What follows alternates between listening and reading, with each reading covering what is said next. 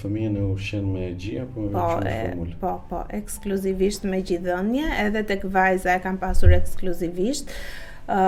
Do ta sugjeroja për të gjitha nënat që e kanë mundësinë, sepse jo të gjitha rastet është mundësia për gjidhënje dhe në rastet që nuk është realisht nuk kemi çfarë bëjmë, po në rastet që mundësia është, gjidhënja nuk është vetëm ushqim për bebin, është një lidhje emocionale, madje nga studimet e fundit që kanë dalë është parë që edhe vetë qumshi i gjirit të nënës ndryshon formulë sipas nevojave të fëmijës.